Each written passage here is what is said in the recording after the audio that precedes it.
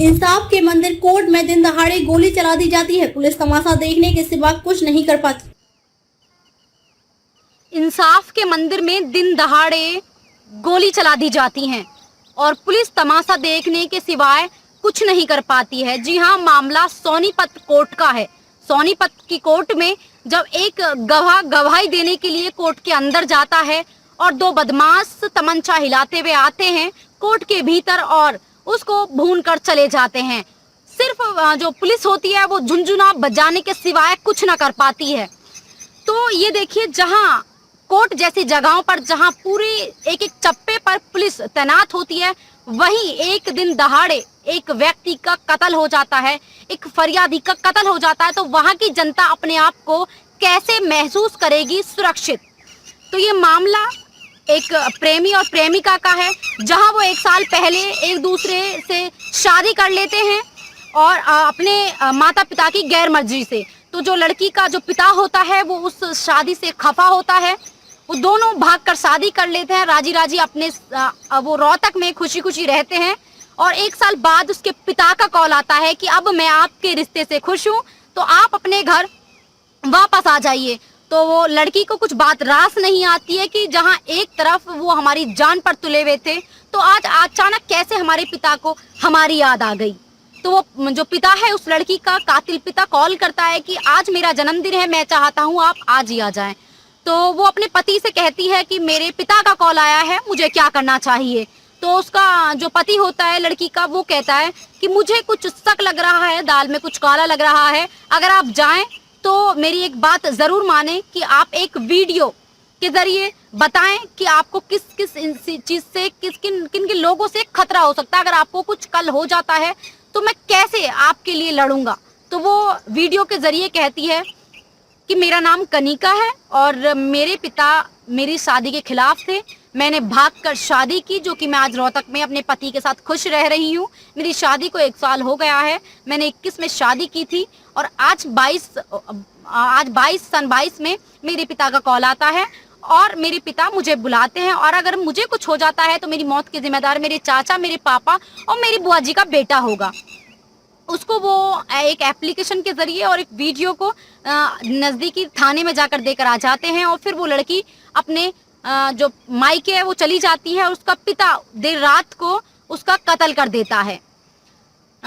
2 दिन हो जाते हैं, तीसरे दिन उसका पति कॉल करता है, कोई कॉन्ट्रैक्ट नहीं हो पाता है। कभी तो उसके पिता कहते हैं कि वो अपनी नानी के गई है, तो कभी कहते हैं वो अपनी बहन के यहाँ गई है। तो जब उसको वो चीज़ रास नहीं आती है पति को, तो पति सोचता है क्यों ना मुझे थाने में जाकर कहना चाहिए कि इस एप्लीकेशन के जरिए मेरी पत्नी से मेरी मुलाकात कराएं, क्योंकि मुझे शक है हमने भागकर शादी की थी। तो उसके बाद में वो पुलिस हरकत में आती है। हरकत में आने के बाद में उसके पिता को अरेस्ट करती है। तो अरेस्ट करने के बाद में सोनीपत में जब वो अरेस्ट हो जाता है तो वो 1-2 फंडे पड़ने के बाद ही कहने लगता है कि मैंने अपनी बेटी को मारने के बाद में गंग नदी में बहा दिया। तो बहा देने के बाद में पुलिस उनको अरेस्ट कर लेती है, जिसका वो नाम कनिका खोलती है। उसके बाद में जब 1 साल पूरा हो जाता है, उसको लड़ते लड़ते पति को अपनी पत्नी के इंसाफ के लिए लड़ते लड़ते 1 साल हो जाता है। वो गवाही के लिए कोर्ट में आता है। कोर्ट में आने के बाद में उसको दिन दहाड़े 2 तमंचा लेकर 2 बदमाश आते हैं और पुलिस के बीचों बीच आकर उसको गोलियों से भून देते हैं। पुलिस कुछ ना कर पाती है और सिर्फ वो देखती है कि हम जल्द पकड़ लेंगे और ये वो वगैरह वगैरह 2-3 दिन ऐसे भगाती है। तो ये देखिए कि हमारे देश का, हमारे उत्तर प्रदेश का, जहां मैं फिर वही कहूंगी, जहां एक तरफ सरकार भी अलर्ट है, भूमाफियाओं पर दिन रात शिकंजा कस रही है, तो आखिर ये फरियादी, ये अपराधी फरार क्यों है? आखिर क्यों इन पर कोई शिकंजा नहीं कसा जाता? ये अपने आप में बड़ी बात है। आए दिन रोड, क्लब, ऐसी जगहों पर मर्डर, हत्या जैसे मामले देखने को मिलते हैं। क्या आपने कभी ऐसा सुना है? सुनते तो काफी हैं, काफी सरकार में जो बीती हुई सरकार है उनमें काफी ऐसा हुआ है और इन्हों में भी ऐसा हो रहा है। तो अंदाजा लगाना अपने आप में बड़ा अफसोस भी है, भारी भी पड़ता है, सोचकर दुख भी होता है कि जहां हमने इतनी उम्मीदों के साथ में इस सरकार को जिताया था, वहीं ये सरकार इस तरह से आज फीकी पड़ रही है। और जहाँ एक तरफ हमारे प्रधानमंत्री देश के कहते हैं कि हम अपराधियों को ऑन द स्पॉट मार देना चाहते हैं। हमने ये अलर्ट कानून जो है जारी कर दिए हैं। हम किसी भी तरह से कोई नोक झोंक नहीं देखेंगे, जहां हमको गलत होगा तो मसूड आउट कर देंगे। तो आखिर जहां एक मंदिर में खुद भक्त सुरक्षित नहीं रहेंगे तो आखिर वहां कैसे कौन किसके आगे माथा गिड़गिड़ाएंगे।